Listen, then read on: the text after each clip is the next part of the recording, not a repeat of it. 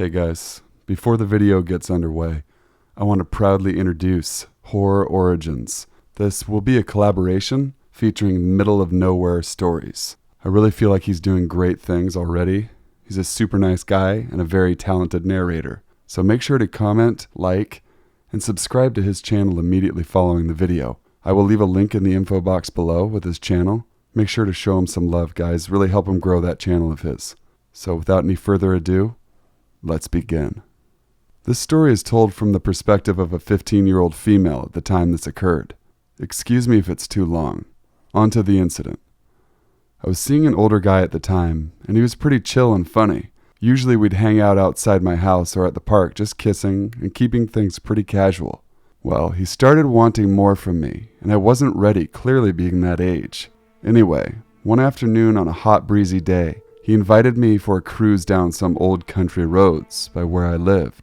I was a trusting country girl, and still am trusting, so I saw no harm in that whatsoever. Plus I love going out on the open dirt roads, windows rolled down, music blaring, laughing, and carefree. I had been wearing cut-off jeans and a picnic blanket-colored patterned short-sleeve, flannel tie-up button-up blouse. I hope that helps convey what I was wearing, because it plays a part in the incident. So after driving for a long while, chatting it up and holding hands, he reaches between my thighs and rubs up to the cut-off part of my shorts. He started to slide his hand under my shorts. I panicked, gasping for air from the shock. I grabbed his hand immediately. Being a victim of horrendous incidents as a younger girl, they flash back and tears start falling down my cheeks. I said in a breathless whisper, I want to go home. To which he said, "Oh, not yet. You've been teasing me all this time. Guess what? Now you're going to give me what's between those tanned legs of yours." I tried in vain to open the door which he had locked. The door lock was rounded off and nearly impossible to get open. He took me to a secluded wooded area and parked the car. He then proceeds to rip my blouse open as buttons fly while I'm crying for him to stop. He's attempting various things with my shorts still on, but he's trying while I keep foiling his attempts. All the while praying to someone that I don't believe in, oddly enough. Anyway, by some bizarre act of who knows what, a big sunshined white garbage truck blares its loud horn. He jumps off me and puts the car into gear, right as a large, burly guy jumps out with a crowbar in hand. I'm sobbing at this point and looking at the man whom I saw as my savior through tear-soaked eyes as my attacker speeds away. Thankfully, my attacker drives me back home and we never speak of this again. I saw him at his work months later, no one wiser to what he'd attempted to do to me.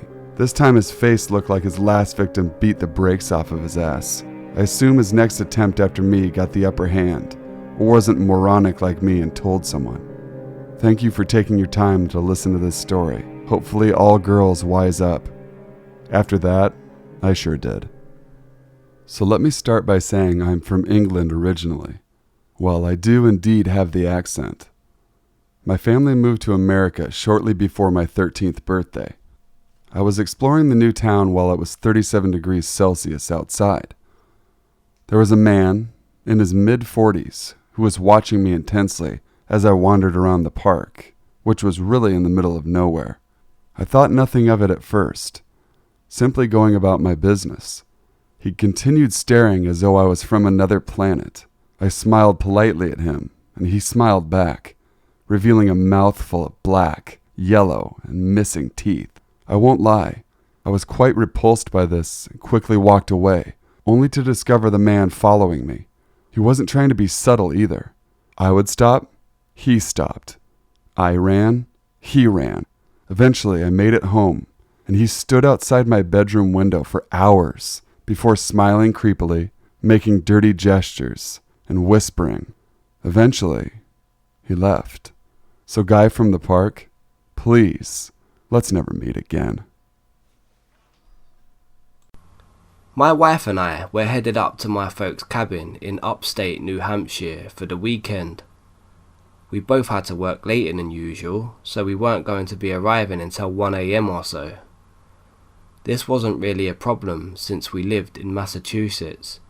The drive was typically only 4 hours or so depending on the traffic. Now, the cabin itself is on a small and very secluded lake, at the very end of a dead-end private dirt road. The isolation is a large part of the appeal. There is no phone, and in order to get cell reception you have to drive a few miles into town.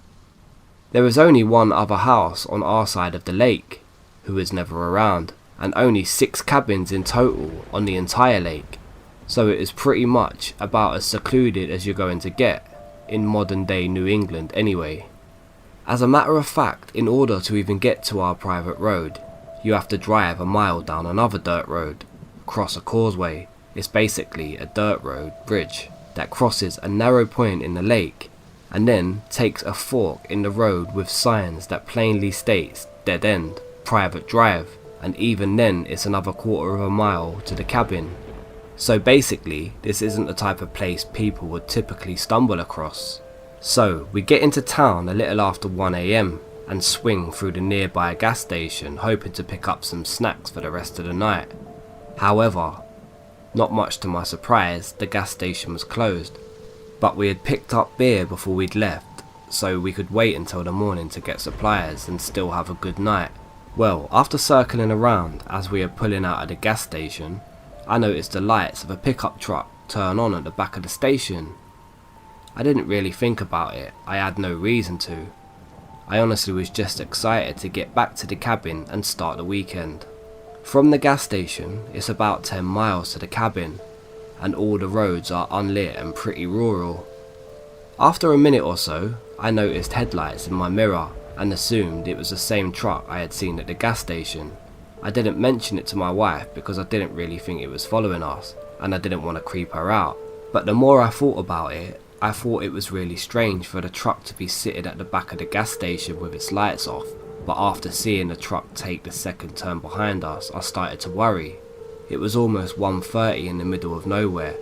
Why was this truck on the road? And more importantly, why has he taken the same 3, now 4 turns as me? This went on for about 5 minutes, and as I approached the first dirt road that would take us to the cabin, I thought about driving past it and making a few random turns to see if it was really following us.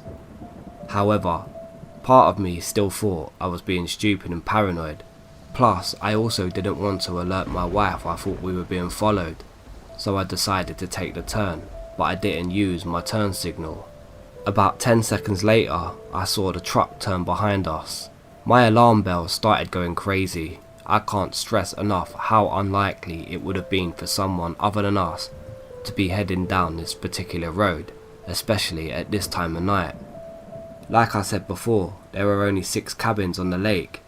There are 2 chances to turn off towards other cabins before the fork to our private road, and I watched in utter dismay as the truck passed the first turn off. "Is that your neighbour?" asked my wife. She had apparently been paying close attention to the truck as well.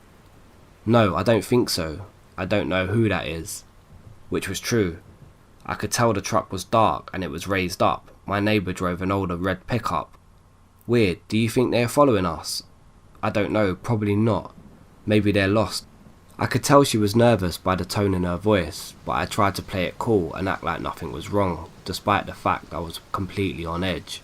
The second turn-off came and went. The truck was still behind us. The causeway across the other side of the lake was coming up, and after, it was the fork that led to the cabin. Once you hit the causeway, the only chance you have to turn around is at the cabin itself.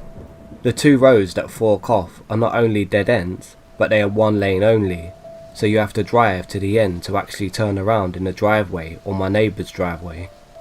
As we came up to the causeway, my heart sank. It was spring, so all the melted snow had raised the lake's water level way higher than I thought it would be. Judging by how high the water was at the causeway, I knew our road would be flooded, not just a few inches either. Sometimes after big storms this would happen, and then we would have to park at the fork and then hike through the water to the cabin, and sometimes come back to the car with a canoe.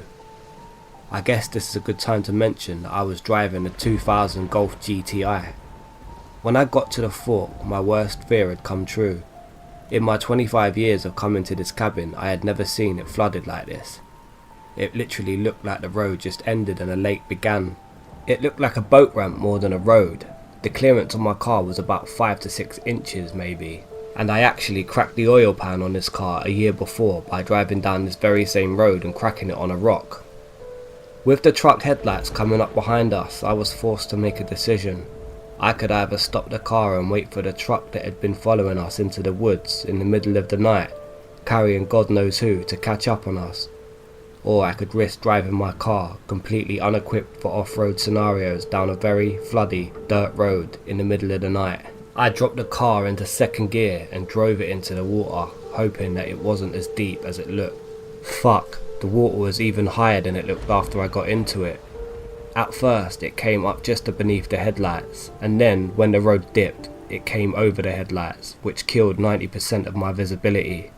I looked out of the passenger side window and it looked like it came up to the edge of the car. It was just black.